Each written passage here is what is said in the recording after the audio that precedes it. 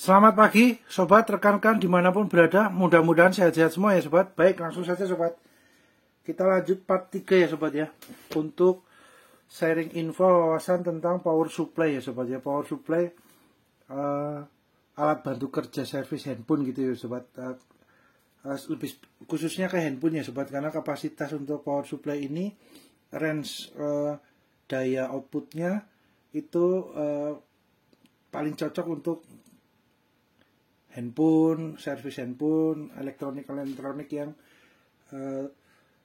voltasenya, kebutuhan daya voltasenya sesuai dengan kapasitasnya power supply ini ya sobat ya. Jadi kalau semuanya untuk alat bantu servis kerja laptop gitu ya sobat, itu kan daya konsumsi, daya voltase listriknya kan lebih tinggi tuh sobat, laptop itu. Jadi ada baiknya juga menggunakan power supply yang sesuai dengan kebutuhan dayanya laptop. Biasanya di range-nya 15 sampai 30 voltase gitu ya sobat, 0 sampai 30 volt tasenya, terus ampernya sampai 5. Ada juga yang lebih besar dari itu untuk kapasitas power supply-nya ya sobat. Jadi kami biasanya ini menggunakan yang ini untuk handphone. Nanti untuk yang laptop berbeda lagi ya sobat untuk power supply-nya ya, karena kapasitas voltase untuk kebutuhan laptop itu lebih besar daripada handphone gitu ya sobat. Jadi itu sobat, kebetulan kami adanya ini ya sobat, ini agak panjang dikit, tidak apa-apa ya sobat ya, maaf ya, karena memang power supply ini kelihatannya simple gitu ya sobat, namun cakupannya luas gitu ya sobat. Jadi power supply kan variasinya banyak sobat, variasi macam manfaat, fungsi dan bentuknya yang spesifik itu fungsinya masing-masing ada banyak gitu ya, variasinya, harganya juga rentangnya banyak, jenisnya juga banyak ya sobat. Karena jenis power supply yang seperti ini pun namanya power supply ya sobat ya, untuk yang namanya untuk yang komputer itu ya, yang di part 1 part 2 itu komputer ya. Terus ada lagi power supply yang untuk CCTV, ada lagi yang banyak, yang variasinya banyak sobat, fungsinya tuh juga banyak juga. Lagi yang bentuk seperti ini adalah biasanya spesifik untuk alat bantu kerja servis handphone gitu ya sobat, yang kapasitas segini tuh untuk handphone, baik handphone Android maupun handphone yang model lama juga masih mantap ya sobat, masih oke lah untuk mensupportnya gitu sobat. Jadi itu. Kemudian untuk dimensinya sobat ya, kita langsung saja dimensinya sobat. Dimensinya kita lihat untuk kabelnya mana, sebentar sobat, kabel. Nah ini kabelnya, ini cukup berat sobat, hampir 2 kilo ya sobat. Jadi hati-hati ya sobat ya, mantap ini ya, kita pegangnya juga karena 2 kilo cukup berat, mantap. Kategorinya antep gitu ya sobat, kalau bahasa di tempat kami ini antep, mantep ini.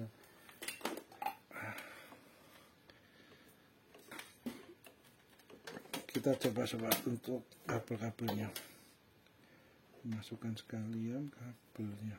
Nah ini kabelnya juga ada beberapa ya sobat, dapat kabelnya ya, nah, variasinya ada beberapa. Nah itu sobat 1960 gram ya sobat, hampir 2 kilo ya, kurang lebih 2 kilo sobat ini. Jadi mantap ini, berat sobat unitnya, karena material bodinya itu dari besi ya kemudian mungkin ketebalan platnya atau apanya itu mungkin cukup tebal gitu ya sobat ya. Nah, ini bentuknya seperti ini sobat. Kemudian sampingnya ada ventilasinya juga, ini samping sebelah sini juga ada ventilasinya. Nah ini ada huruf Mandarin ya sobat ya, huruf Mandarin, tapi untuk di buku panduannya pakai bahasa Inggris ya sobat ya. Nah ini kemudian bagian belakangnya sobat, bagian belakangnya seperti ini. Nah ini maaf ya sobat, pelan-pelan ya karena berat ya sobat, hampir 2 kilo ya, memang mantap ini, cukup mantap. Nah ini sobat bagian belakangnya, DC power supply, rate powernya 50 watt sobat. Kategorinya listriknya, konsumsinya nggak besar ya sobat ya, ringan gitu ya, 50 watt. Terus kemudian ini sobat, Guangzhou Yihua Electronic Equipment Co Ltd ya. Yihua ini kan banyak ya sobat, sering produk dari Yihua ini ada juga power supply, ada juga peralatan elektronik yang lain. Jadi kemungkinan Web Orange ini adalah satu grup dengan Yihua ya sobat ya, produknya gitu ya. Terus kemudian untuk cyclingnya, posisi cycling ini di sini sobat, fuse-nya cyclingnya di sini. Nah ini cyclingnya secara sepintas bentuknya panjang dan diameter bulatnya hampir sama dengan yang solder uap ini ya sobat ya. Sama juga dengan yang multitester sobat, yang Mazda multitester ini sama. Di konten yang solder uap udah ada ya sobat, bentuk-bentuknya ya dari cyclingnya. Nah cyclingnya ini bentuknya sama namun kapasitasnya berbeda sobat, kekuatan penahan pengaman tegangannya itu berbeda sobat. Jadi kalau yang untuk power supply yang ini ada 1 ampere, untuk yang solder uap 5 ampere, kemudian untuk yang multitester ini yang Mazda ini 0,25 ampere sobat. Nah itu sobat, itu perbedaannya di dalamnya sobat, ada kawatnya itu semakin besar biasanya semakin besar, semakin kecil gitu ya sobat. Seumpama dengan yang Mazda ini 0,25, kawat di dalamnya ini sobat lembut gitu ya, kecil gitu ya, kecil. Nah ini yang 1 ampere agak besar dikit, terus yang 5 ampere ini yang punya solder uap lebih besar lagi tebalnya kawat di dalamnya itu ya sobat, untuk pengamannya. Nah, itu sobat.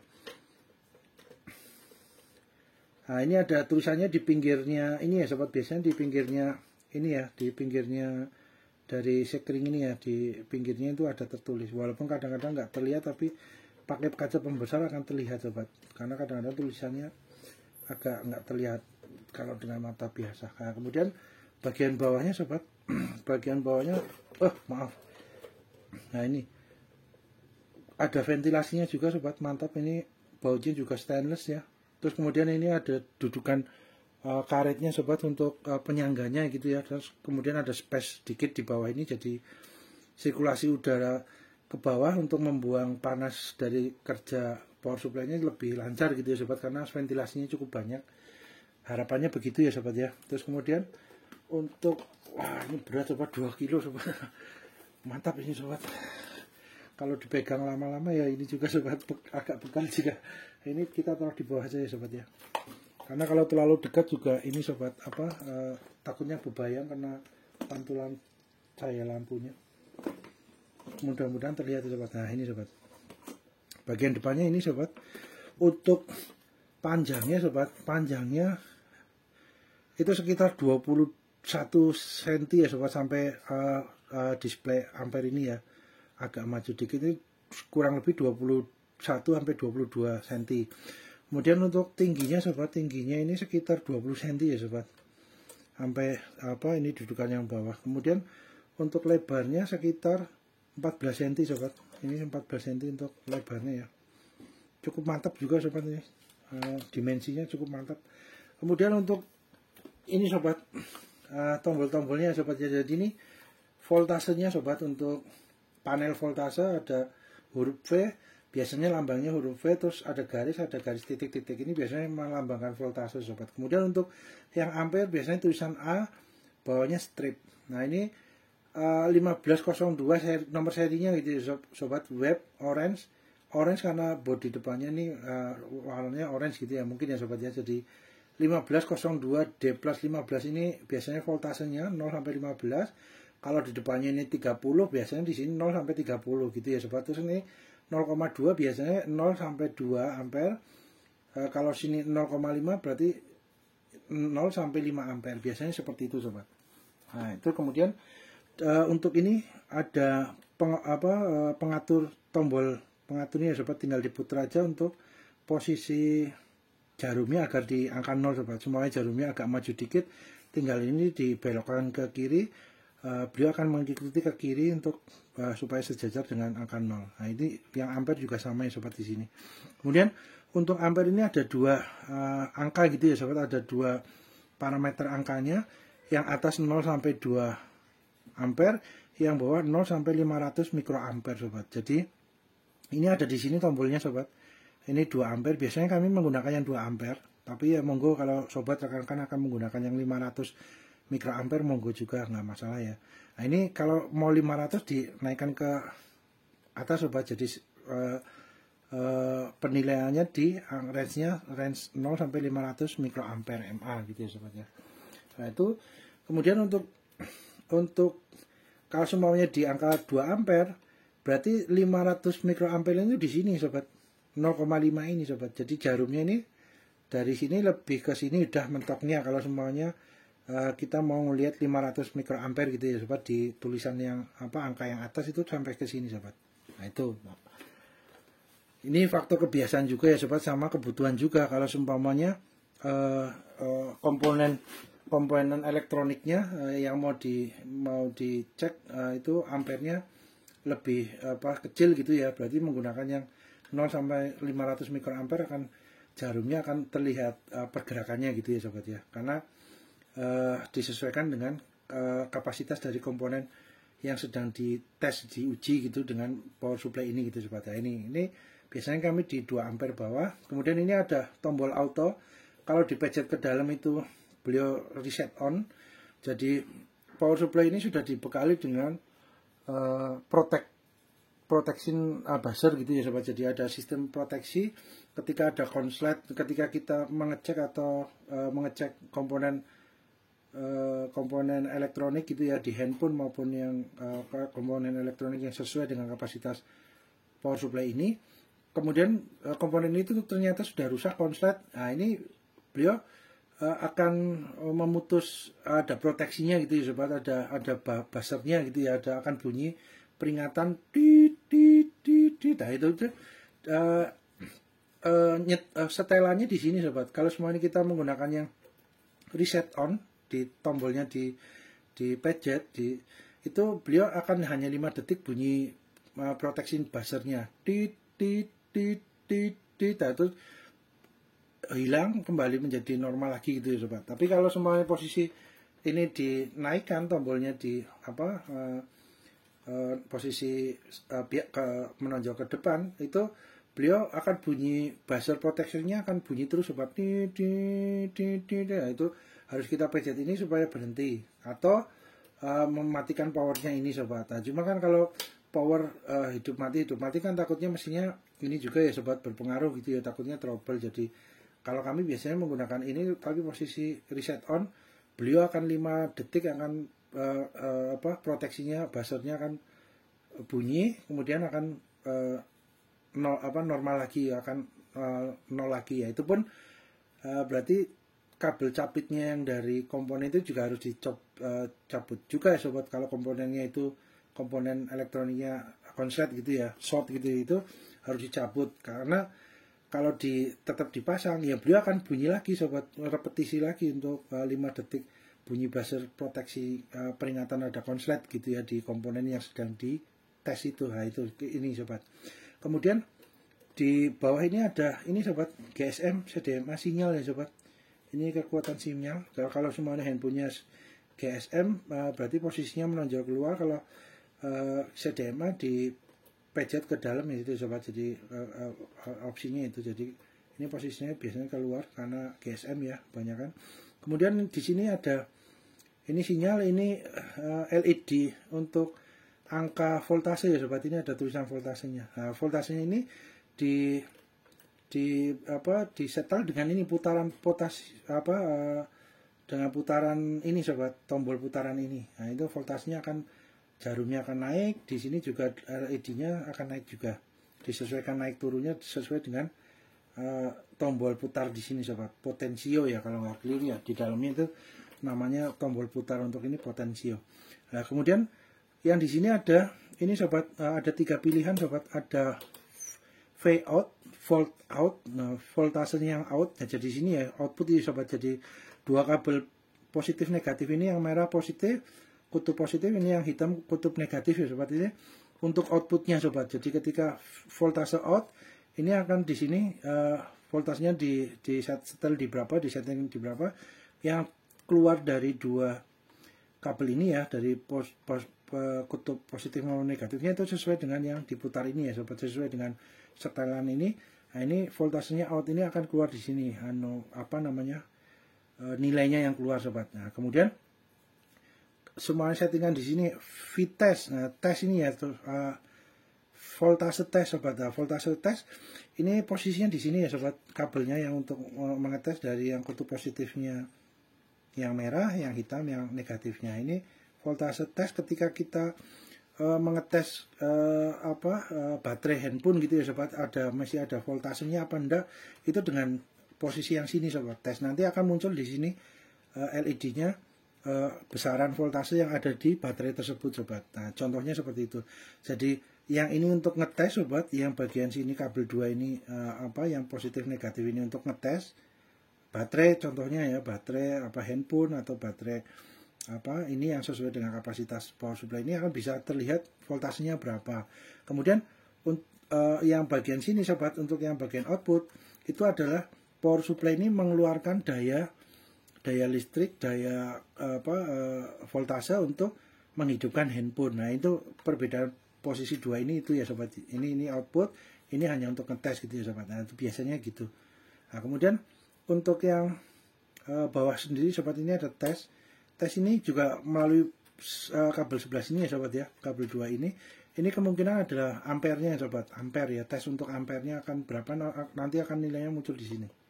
Nah, gitu sobat. Kemudian ini di sini ada ini biasanya kami di posisi V out gitu ya, voltase out gitu ya sobat, karena untuk memberikan daya listrik ke handphone yang sedang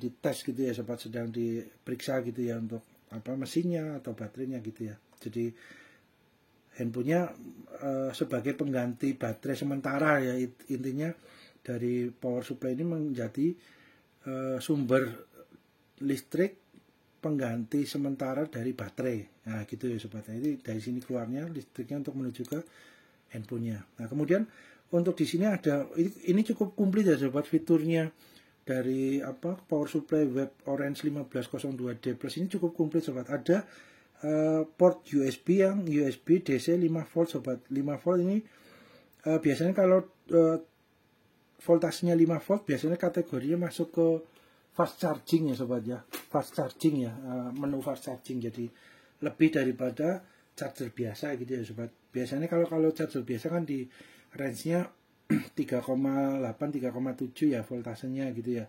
Ini bisa sampai 5 volt, berarti kategorinya fast charging sobat. Itu. Kemudian yang di sebelah ini ada DC 9 volt sobat. Ini kabelnya juga spesifik sobat. Kabelnya model seperti ini ya.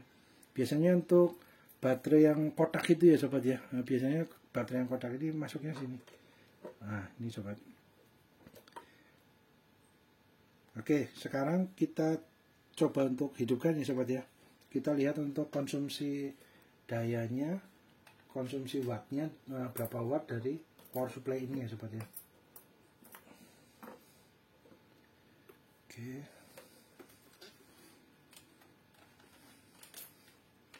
Bentar sobat, kita coba.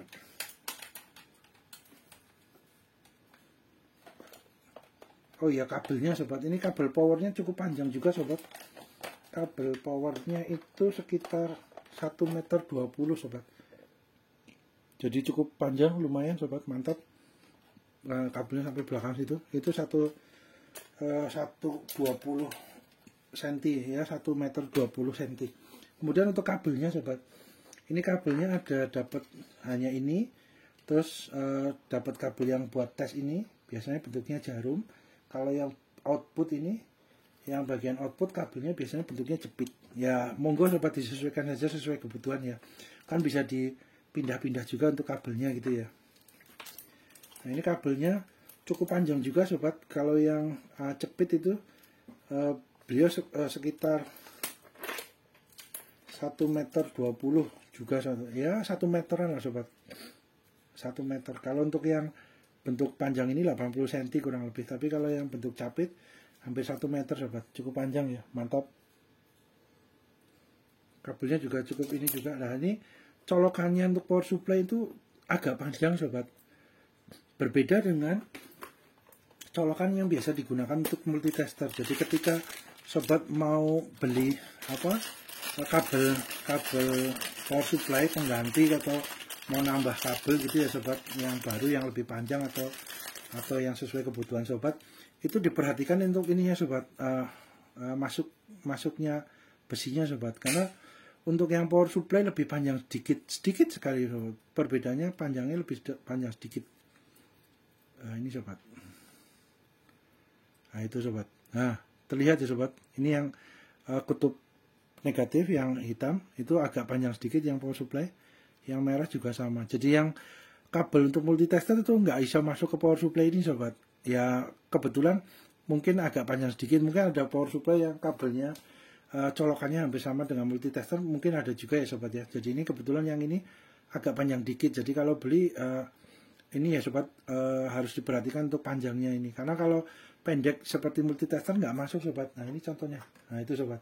Jadi beliau nggak kencang, nggak masuk ke dalam posisi pengikat di dalamnya itu ya sobat. Nah, gampang copot sobat. Jadi kalau yang memang dari ininya langsung masuk dalam, langsung kunci sobat. Nah itu kunci, ini juga sama. Nah kunci sobat. Jadi itu sobat, agak berbeda dengan yang multitester untuk colokannya. Tapi kalau untuk kabelnya sama ininya sama sobat. Kalau apa, bagian yang lancipnya depan sama kabelnya gedenya sama, besarannya sama. Itu sobat. Nah, sekarang kita coba yang capit, kita masukkan ke ini yang hitam juga. Kemudian untuk kabel casnya sobat, yang USB ini kabel dari charger handphone kami ya sobat. Apa di dalam paketannya nggak dapat sobat, nggak dapat kabel ini yang tengah ini yang USB. Jadi ini kabel sendiri ya sobat, dari kami sendiri. Oke, kemudian kita coba, nah ini sobat, hidupkan ya sobat ya. Nah, mantap. Ampernya langsung naik sobat, 0,057 ampernya. Terus kemudian wattnya yang rata-ratanya 5,1. Kemudian kalau voltase di tempat kami saat ini, voltase dari PLN-nya 211,6 volt. Kemudian ampernya ini yang low-nya 1 watt, yang high-nya 7,8, range-nya gitu ya sobat. Kemudian ini rata-rata posisi tidak ada beban kerja gitu ya sobat. Nah power supply-nya nggak buat ngetes, itu hanya standby gitu ya, posisi standby 5,1 watt. Kategorinya ringan ya sobat ya, maksudnya konsumsi listriknya nggak banyak gitu ya. Oke, kemudian kita coba untuk ini sobat, untuk di Tera gitu ya sobat, dicoba dengan multitester. Jadi harapannya daya listrik yang keluar dari output kabel ini adalah sama dengan posisi di jarum sama di tampilan LED angka ini sobat. Nah, itu di Tera dulu ya sobat, karena dicek dulu gitu ya, maksudnya seragam, selaras apa enggak gitu ya sobat keluarnya. Karena ketika kita posisi membesarkan voltasenya sesuai dengan kebutuhan alatnya, kalau ternyata jarum sama ininya sama angka yang menunjukkan di voltase ini berbeda dengan sebenarnya yang keluar di kabel ini, kan cukup beresiko ya sobat ya, beresiko untuk handphone atau untuk alat barang elektronik yang sedang dicek. Semuanya kapasitasnya ternyata hanya 3,4 aja, handphone kan 3,8, 39, 3,9 apa 4 volt itu kan range-nya di situ sobat. Ternyata yang di sini dengan yang keluarnya di kabel ini berbeda agak jauh gitu ya, agak besar. Nah, itu takutnya mesin handphonenya malah ini ya amit-amit nggak minta konslet gitu ya sobat, malah terlalu besar arusnya atau terlalu kecil akan berpengaruh gitu ya terhadap hasil tesnya gitu ya sobat ya. Itu harapannya seperti itu sobat. Kita coba di angka 4 ya sobat ya, 4 voltase. Kita ukur dengan ini sobat, dengan multitesternya. Nah, ini dengan multitester digital dulu ya sobat ya. Kita coba sebentar sobat, maaf tersenggol. Oke, nah ini kita masukkan dulu untuk kabelnya. Oke, nah ini kita coba di angka ini ya sobat, DC volt. Ini kan keluarnya power supply ini mengeluarkan dayanya bentuknya arus listriknya DC gitu ya sobat. Jadi kita di DC voltase. Kita mau lihat voltasenya yang keluar dari kabel output ini sama apa enggak gitu ya sobat ya, dengan yang di LED sama di jarumnya, agar serasi pas presisi gitu ya sobat. bahasa mudahnya mungkin seperti itu. Nah, ini kabel negatifnya dulu sobat, yang hitam. Biasanya kami yang hitam dulu. Nah, kabel yang ada powernya untuk yang merah, yang kutub positifnya. Nah, kita mendekati ya sobat, pas ya, sama ya 4 ya. Nah, kita coba di range 200 dCV ya. Ini 4 sama sobat. Kemudian kalau posisi 1000 ini langsung sama ya sobat, 4 ya. Karena kan ini potensionya kan namanya gerakan tangan ya sobat, potensionya ya mendekati pas gitu, sama lah gitu sobat ya ini ya. Oke, kita coba posisinya. Nah, ini kabel 2 ini bersentuhan no ya sobat ya, jangan sampai bersentuhan ya, ini ya, no ya sobat, jangan ya, karena proteksinya akan bunyi gitu ya, proteksi untuk apa buzzernya akan bunyi kalau ini bersentuhan sobat. Jadi ini dijauhkan antara yang positif sama negatif, dibedakan. Nah, kemudian kita lihat sobat, kita naikkan ya sobat. Nah, sama ya sobat ya, mantap ya, naik juga ya sobat. Semuanya kita sampai angka 10. Nah, sama sobat, 10. Nah, oke, kemudian di angka 12 untuk kejut baterai. Nah, 12 juga sobat, mantap ya. Dan kita turunkan sobat, ini juga berturun juga sampai posisi 0. Nah, 0. Ini di posisi pertengahan sobat, di perkiraan di posisi 6 atau 7 itu ada bunyi klik sobat di dalam mesin. Itu kemungkinan proteksinya bekerja gitu sobat, karena voltasenya sudah setengah dari kemampuan power supply ini mengeluarkan daya voltasenya gitu ya sobat. Sobat, berhubung durasi, kita lanjut di part 4 ya sobat ya. Mudah-mudahan bermanfaat. Terima kasih.